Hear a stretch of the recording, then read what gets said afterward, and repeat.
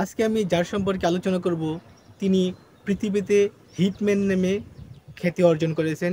তিনি পৃথিবীতে পাওয়ার heating cricket খেলে সুপরিচিত। তিনি আর কেউ নন, তিনি অলরেডি আপনারা জেনে গেছেন তিনি কি হতে পারেন।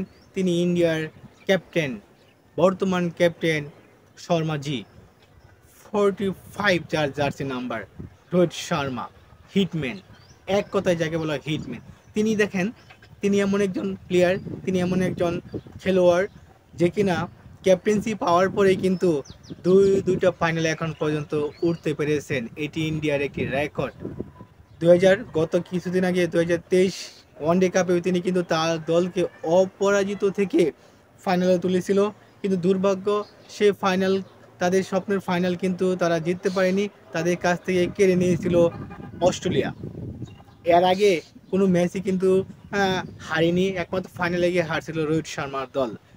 তখন কিন্তু খুব আক্ষেপ ছিল।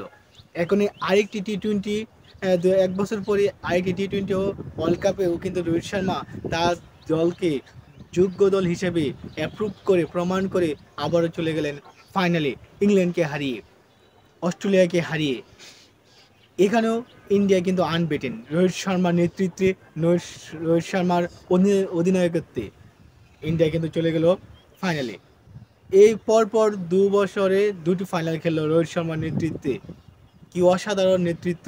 শুধু নেতৃত্ব নয়, শুধু লিডারশিপ নয়, শুধু ক্যাপ্টেন্সি নয়, তার ব্যক্তিগত পারফরমেন্স ছিল চোখে পড়ার মতো। লক্ষ্য করেন, এবারেও এই রানিং টি-20 ওয়ার্ল্ড কাপে রোহিত শর্মা কিন্তু সর্বোচ্চ স্কোরের মালিক। ব্যক্তিগত সর্বোচ্চ যে স্কোর, সেটা কিন্তু রোহিত শর্মা।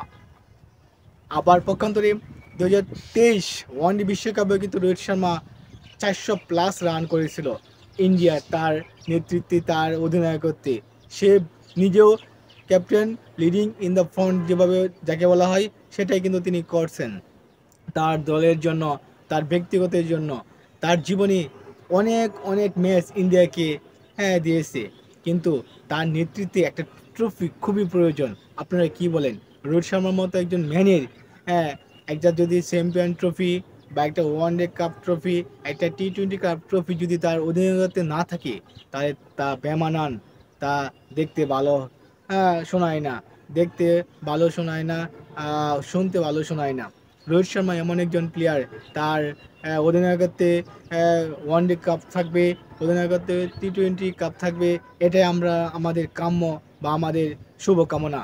রোহিত শর্মার জন্য এই ফাইনালে সাউথ আফ্রিকা এবং ইন্ডিয়ার যে ফাইনাল হবে, ওই ফাইনালে আমরা আশা করব রোহিত শর্মাজি 45 তার স্বপ্নের সে ট্রফি মেসির মতো উঁচু করে, মাথা উঁচু করে বলুক, হ্যাঁ আমি আমার নেতৃত্বে কাপ এনেছি ইন্ডিয়ার জন্য, আমি একজন লিজেন্ড, আমি একজন হিটম্যান, আমি একজন ক্যাপ্টেন।